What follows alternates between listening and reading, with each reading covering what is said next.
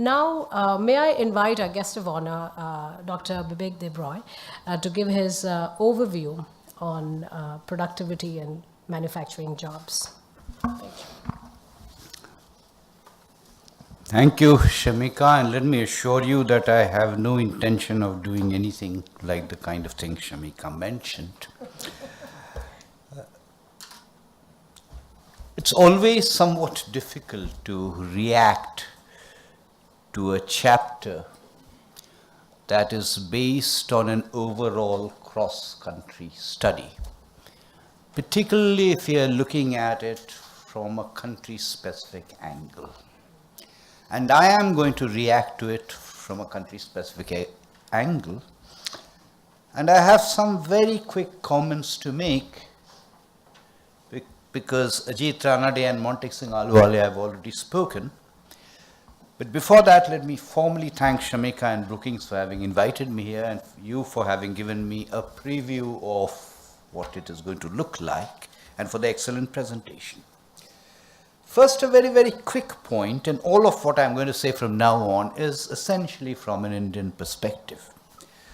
From an Indian perspective, if you're looking at shares in GDP, I first want to endorse what Ajit Ranade said in passing, that there are issues with lack of conformity across countries in national income accounting, particularly if you're making an India-China comparison.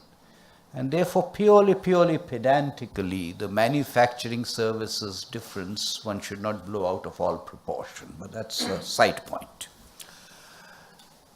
Ajit mentioned that the share of manufacturing has gone up a little bit in GDP. That's essentially due to the switch to the new GDP series. Otherwise, he's absolutely right.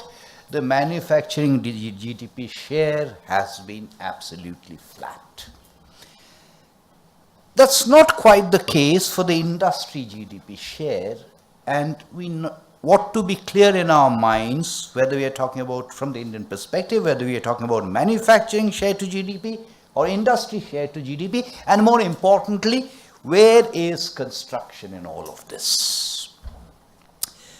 The next obvious point, which everyone on that side certainly knows, is that the moment we are looking at data, we have a very, very serious problem. Because the last credible data on employment to do any study on productivity or anything at all happens to be 2011-12. And with 2011-12, you cannot really deduce anything about contemporary policy. We will have better data, but we will probably have that better data either towards the end of 2018 or towards the beginning of 2019.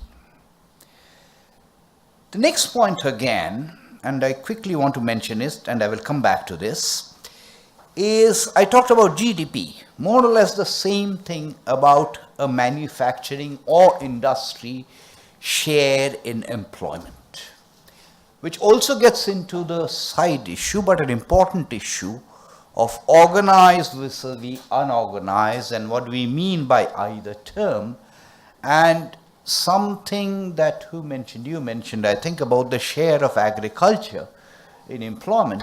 It can be a trifle misleading, because a lot of the people who work in agriculture, ostensibly in India, agriculture is only the primary source. There is a secondary source which is increasingly becoming more and more important.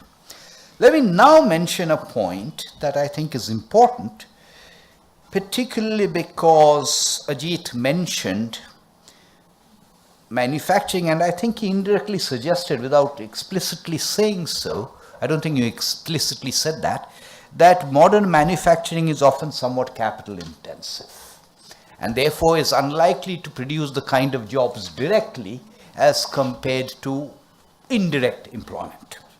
But I want to flag something else, which is a capital labor choice is a function of relative prices. And yes, we know all the kinds of problems associated with labor laws, this, that, and the other. But one of the things that's probably happened since 1991 is the cost of capital, however defined, has come down in relative terms.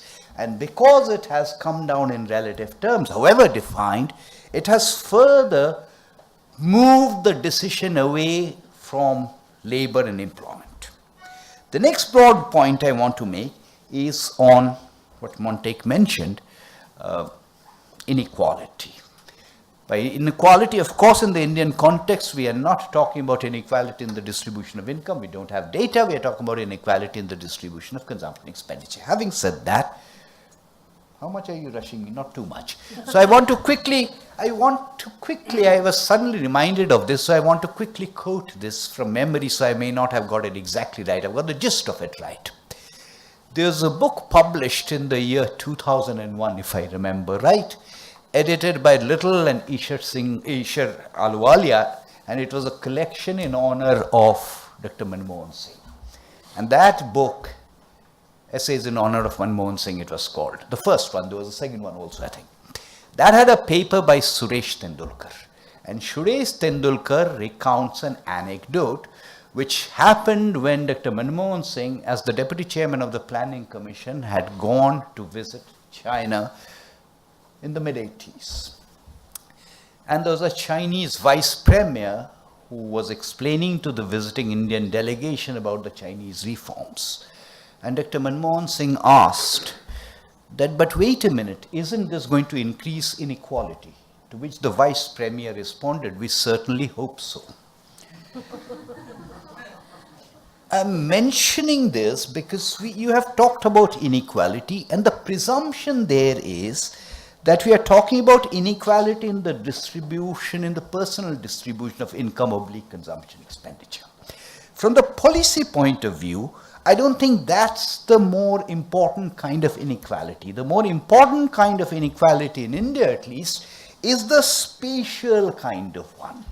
Spatial oblique geographical kind of one, not only in terms of differences among states, differences among districts, but amongst villages, because I think one of the things that's been happening in India over the last 20 odd years is that an increasing number of villages are becoming more and more integrated, and it's almost as if the radius of development is expanding outwards. Now, what does that mean spatially?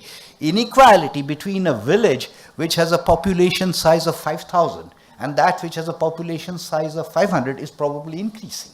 Now, one can't really be normative about that.